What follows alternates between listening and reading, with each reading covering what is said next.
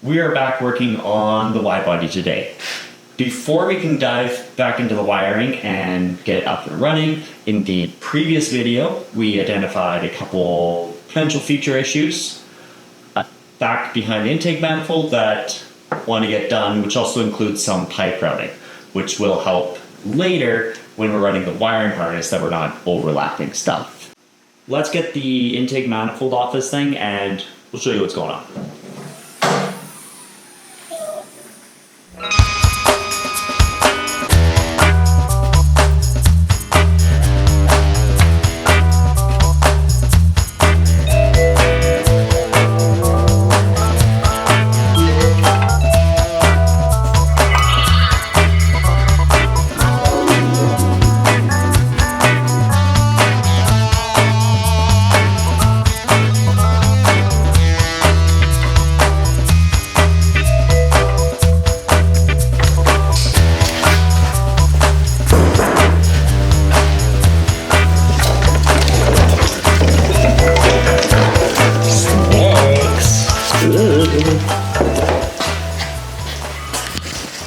One of the reasons the intake had to come off is the oil return line. You can see it from the back better, but it is pressed against the up pipe. It is wrapped. I honestly don't think it was going to last. That's going to get really hot. So we're going to reroute this and shoot this down through the gap between the upper intake cross pipe. It'll go the same routing the rest of the way, but it's going to get it off direct contact off the exhaust manifold, as well as the crankcase vent tube is going the same routing. While it's not contacting that up pipe, it is super close. I have seen some photos of guys rerouting these and just shooting it out down the valley and out this side, then meeting it up. I have seen also swapping the valve covers, so these all come this way and go that way. You get a lot more pipes up front, but I think we're gonna see how that routes. That way I do like kind of the mess of the back, but it's gonna get hot up here. So it's gonna be nice to get away everything that we can, but yeah. Other than that, gonna clean up the vacuum lines. There is a big old mess. Shop dog, he's little. We're gonna work on that a little bit, clean that up. The Maxx ECU is not gonna need as much, hopefully, and then this should be all. Ha. We'll see. Okay, so continuing with this mess I made. I work on this in the evenings, kind of when I had a chance, so this is going to be jumping around a lot, but basically, kind of got some stuff going on everywhere. Right now, the fuel lines, these are the Silly Rabbit braided fuel lines coming up. Taking a peek down there, it might focus. Down on the axle, this main line is rubbing on the axle. So I'm thinking I'm gonna have to do some rotating over here so I can get a little bit more slack out of this line to push it up and get me some room over that axle. That kind of also works in favor with this catch can. I don't think I need a catch can that can hold like almost a liter of oil, as well as we've been rerouting these. So we're gonna get this off, we're gonna clean that up, and then we're gonna move this guy over kind of temporarily, and then I might just do a little riv nut and then do a nice little bracket there. The charge pipe should be shooting through here, and then the air intake, like the filter, will sit down there. So let's get that off.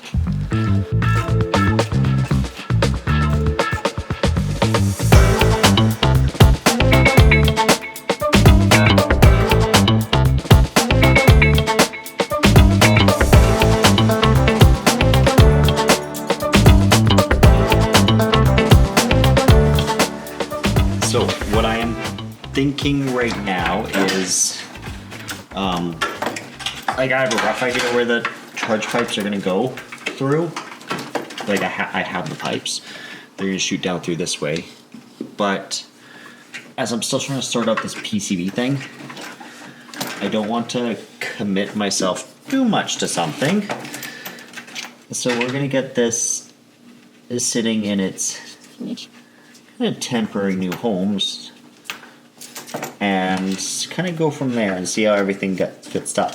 I'm gonna get the new catch can and we'll get the lines made up. Show you more on that new routing for the new lines, and then I think this, I actually like this tucked over here better. Where it was sitting here when the wheel was turning, would turn full lock, it looked really close. Like any bump, I think it would have actually probably hit this. So I think this is better. So we currently have the wheel turned full lock, and I do like that a lot better pushed over here. I think we're going to keep this kind of pushed tighter to the side, as well as that frees up room for these lines so they're not touching even on full bump. We'll be able to keep those kind of off to the side. Gives us a little room for the catch can, which will go here, as well as the charge pipe, which has to go through, and the intake. It's going to be a tight little corner going on here, but have the oil fitting line coming. PCV, this is the one line that was pushed down through here and touching the up pipe. Just for heat, it is brought, I brought it up. We're leaving this as the AN line with the heat shielding on. It's going to loop around, and then it's going to go back to, it's going to a barb here, and I just have some standard rubber PCV hose, which will do a braided line over it.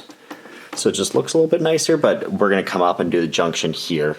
Before, it was running down really low and then going up. I think that was going to be a low spot where it was going to end up pooling oil, and that's not going to be good.